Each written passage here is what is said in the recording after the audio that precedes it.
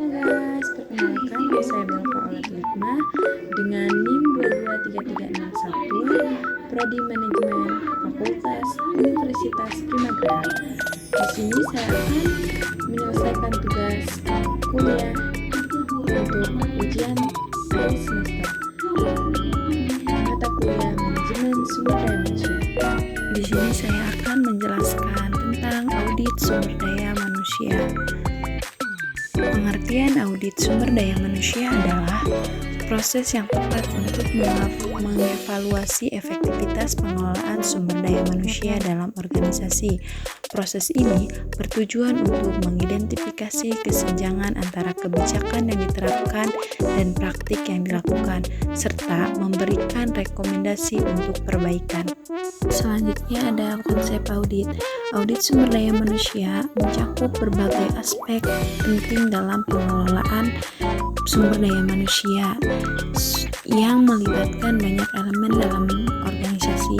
Beberapa elemen utama yang dijelaskan secara detail yaitu rekrutmen dan seleksi, ada juga pelatihan dan pengembangan karyawan, ada juga manajemen kinerja, ada juga kompensasi dan tunjangan, hubungan industrial dan kepatuhan terhadap hukum, dan ada juga sistem pengelolaan sumber daya manusia secara keseluruhan.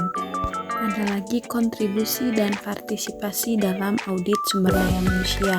Audit sumber daya manusia memberikan kontribusi besar terhadap keberhasilan organisasi. Dalam konteks ini, audit tidak hanya berfungsi untuk menilai, tetapi juga memberikan rekomendasi perbaikan yang berguna bagi organisasi.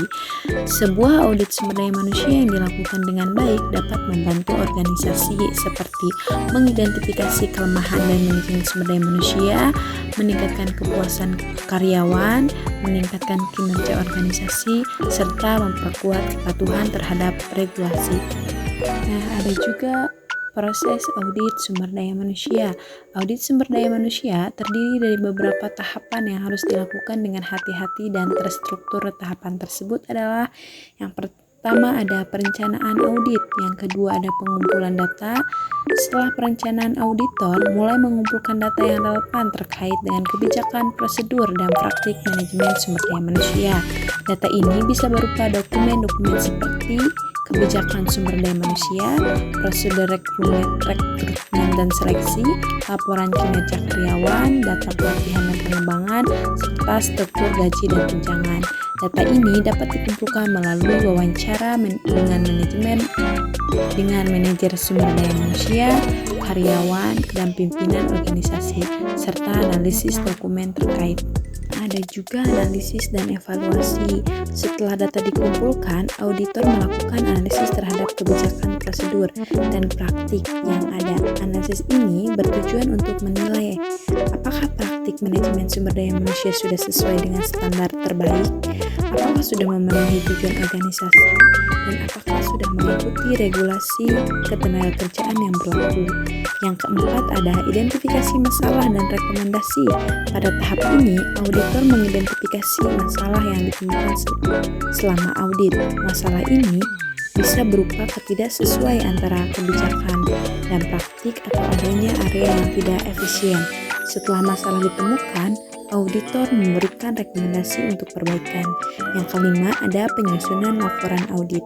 Laporan audit adalah akhir dari proses audit. Laporan ini harus mencakup temuan-temuan audit, analisis terhadap masalah yang ditemukan, serta rekomendasi yang diajukan.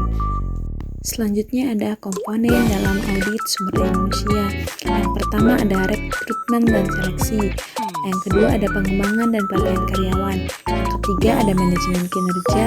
Yang keempat ada kompensasi dan tunjangan. Yang kelima ada hubungan karyawan dan manajemen. Yang keenam kepatuhan terhadap hukum ketenagakerjaan. Selanjutnya ada manfaat audit sumber daya manusia.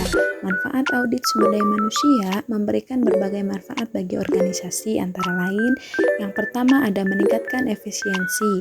Audit dapat mengidentifikasi proses yang tidak efisien dan memberikan rekomendasi untuk perbaikan. Yang kedua ada kepatuhan yang lebih baik. Dengan melakukan audit sumber daya manusia, perusahaan dapat memastikan bahwa mereka mematuhi peraturan ketenagakerjaan yang berlaku, mengurangi risiko hukum.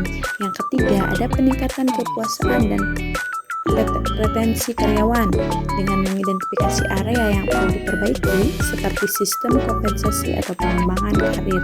Audit dapat membantu meningkatkan kepuasan kerja dan mengurangi turnover karyawan. Yang keempat, ada pengembangan organisasi.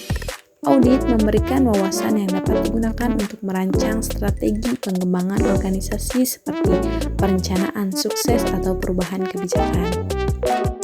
Kesimpulannya adalah audit sumber daya manusia adalah suatu proses yang sangat penting untuk meningkatkan efektivitas dan efisiensi pengelolaan sumber daya manusia di dalam organisasi. Banyak tadi ya udah dijelaskan dengan sangat rinci berbagai aspek yang terlibat dalam audit sumber daya manusia, mulai dari proses audit itu sendiri, konsep-konsep yang perlu dipahami, hingga kontribusi dan partisipasi yang diperlukan dalam proses audit.